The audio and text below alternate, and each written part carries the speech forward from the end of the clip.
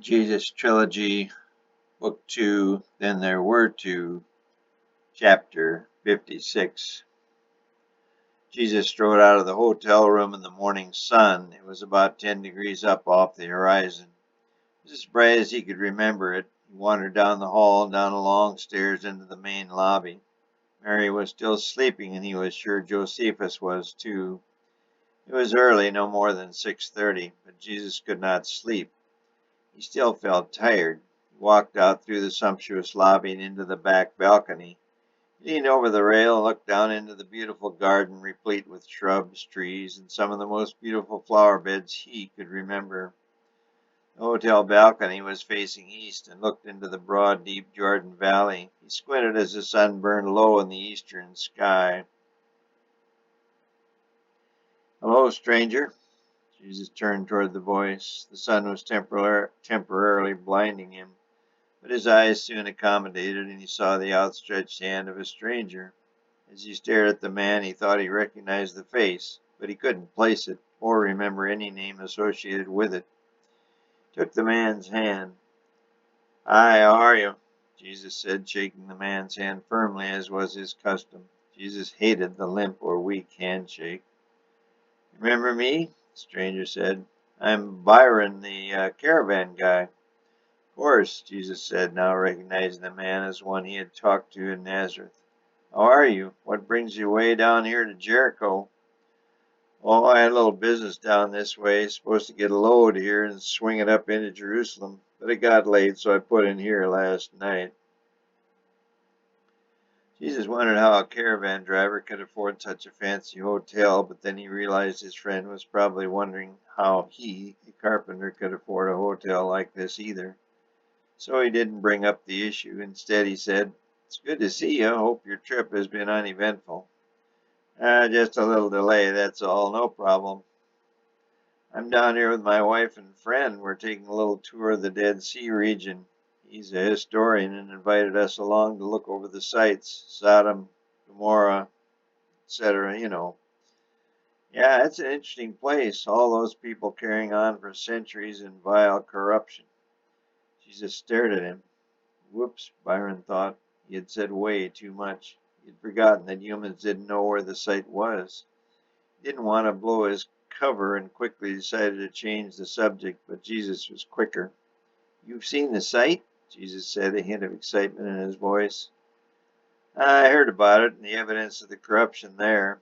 Byron was digging a deeper hole. He wasn't sure he could get out of it without just flying away, but then his cover would be blown. Jesus would guess that he, Byron, was supernatural, and the angels of June would have to start all over again, devise new plans, try to help out their supposed savior in another way. Anyway, they could, but time was running out. Maybe 10 years left at best. Fortunately, the hotel manager saved Byron. He came out and said, "Sir, there's a message for you. Your camels are being loaded now and will be ready in 15 minutes. Would you like a quick breakfast before you go?" "Why, yes, I would. Won't you join me, Jesus?" "My pleasure." The two walked over to the sumptuous buffet table being filled with breads, fruit, eggs, meat, and juices. The buffet was not quite open, but the manager bade them to dig in. They both took healthy portions and sat at a table overlooking the garden and the valley below. "Beautiful, isn't it?" Byron said. "A truly magnificent setting. It's constantly amazing how much beauty there is in the world." "You should see Egypt, the pyramids." Byron had nearly said the rings of Saturn, but somehow he got out Egypt, despite now clearly being rattled. Couldn't figure out how this human could do such a thing to him, a powerful angel. Maybe this Jesus knew he was an angel. After all, wasn't he God? No, now he was a man. And Gabriel had assured him that this Jesus was like unto any other human, weak, vulnerable. Byron calmed himself down with a big swig of strong coffee and continued the conversation. "So how you been?"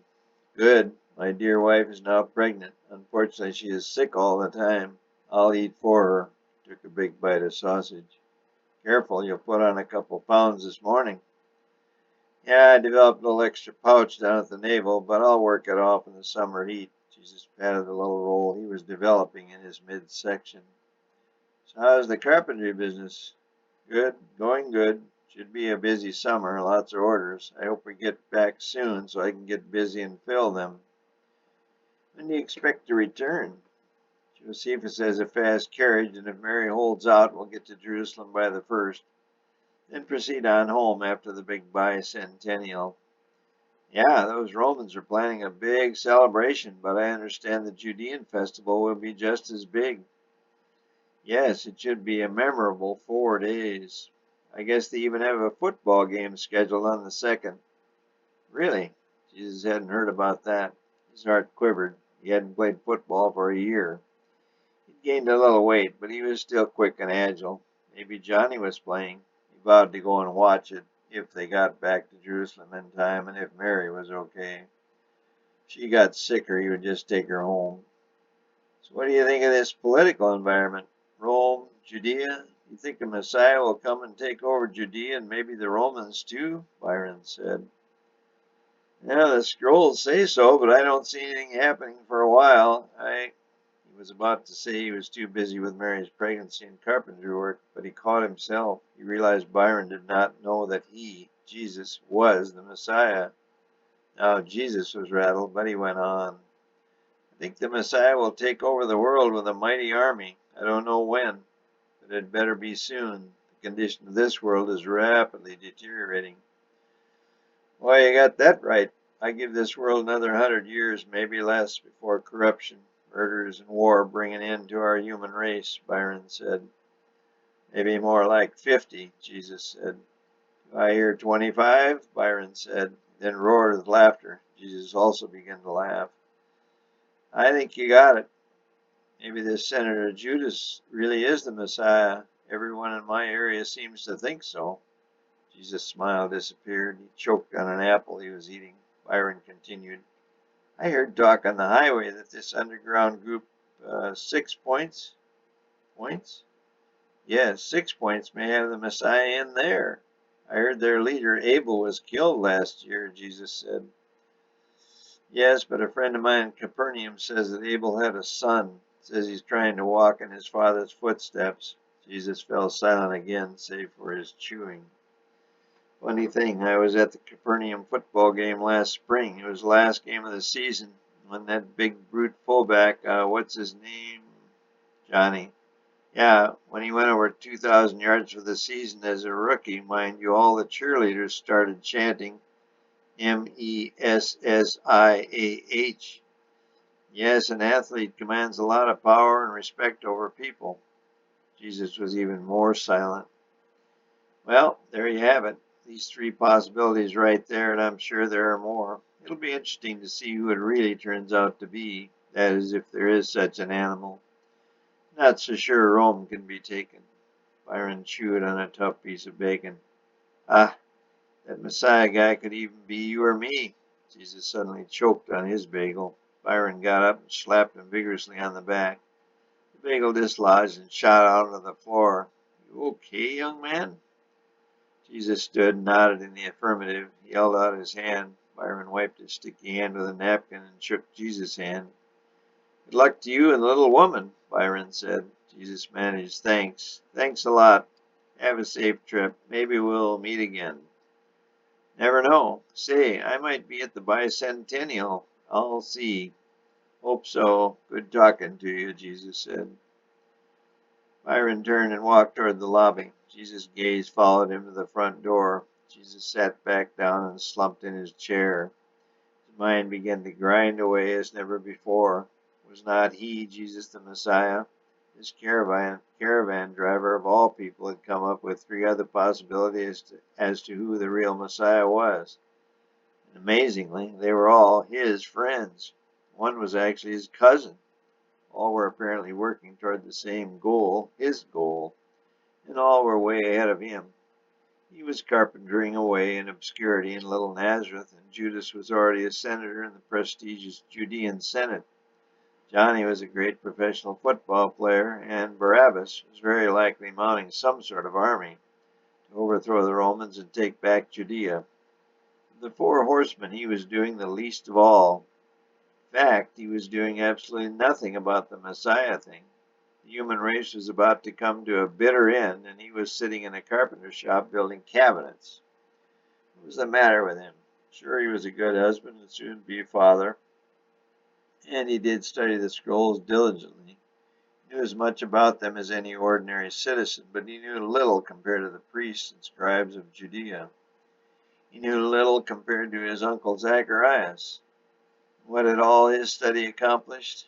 Well, his knowledge was significant, but he had not told anyone about anything he had learned. Well, almost. He did talk to Mary occasionally and had communicated some of his knowledge with Josephus on their recent trip. Now he had encountered a total stranger who talked to him about people who might possibly become the Messiah. And all Jesus, the one who was supposed he was the true Messiah, could do was muster a maybe when asked if he knew who was or would become the real Messiah. Jesus leaned forward over the rail of the hotel balcony and stared blankly off into the valley below. Maybe he wasn't the Messiah after all. Sure didn't act like it. It was all a put on. Maybe Judas was the Messiah, or Johnny. Thought Barabbas to be the least likely candidate of the four. Lefty had great arm, but Jesus doubted he could muster an army. Old Zacharias had said Johnny was to be the messenger, not the Messiah himself. Looking at Johnny now, all Jesus saw was a human hero playing football in front of adoring fans, not something conducive to taking over the world. Maybe Judas was the Messiah. He was a senator, a position of power. Judas probably could muster some sort of army with the help of the Judean army generals. Back to himself, here he stood, poor little weakling Jesus, a nobody, and nothing doing nothing. A Messiah? He now doubted it. As he stared over the slowly flowing Jordan River meandering through the valley, he saw the sun's rays darting here and there off its body. Tears eased onto his lower lids. Soon they began to run down his cheeks. He didn't bother to wipe them away. He wanted so badly to be that Messiah. He loved people so very much. His Mary, brother, sisters, mother, his friends, the four horsemen. Yet here he sat doing nothing whatsoever to deserve such a charge, such a calling. He cupped his chin in his hands, continued to weep silently.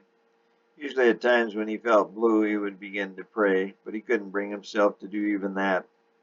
Just stared out the valley in a mode of utter defeat. Suddenly a little bird swooped down and landed on the wide rail not 6 feet from him. It was a sparrow. Jesus could have sworn it was the same little sparrow he had seen in Nazareth about 10 years earlier. It was at that time that he first came to the realization that he might actually be the Messiah. Neither he nor this sparrow now moved. They just stared at one another. Presently the sparrow began to chirp. The little bird sang softly at first, but gradually increased his vocal volume to a level which Jesus couldn't believe came from such a small bird. As the bird sang on, Jesus' sad face morphed into one of incredulity. Soon the flicker of a smile creased his tear-stained face. He slowly came to the conclusion that this little bird was mocking him. He, the great big muscular man, the supposed Messiah, was crying for no reason, and the tiny mockingbird or sad sparrow was rubbing it in his face. Jesus whisked his hand in the direction of the little bird, but it stood its ground. A smile now worked its way across the face of this Messiah. The smile turned into a broad grin, and soon he started to laugh. He began laughing so heartily that tears returned to his eyes. Couldn't remember the last time he laughed so hard. The bird continued to sing. Amazing, he thought out loud. This little bird has more power than a big man. Well, a big Messiah. Well, I will have none of that, he said aloud. I am the Messiah, and I will set out to prove it to all the world. I don't know how or when, but I will do it. He felt a hand on his shoulder. Who are you talking to, baby? It was Mary. Is the Messiah here? I was just talking to my friend here. Jesus pointed to the noisy little songbird. Really? Mary said, swinging her hand out and scaring the little sparrow high into the sky. I hate birds. They always make such a mess. Jesus thought, but did not say, amazing. women have more power than birds or messiahs.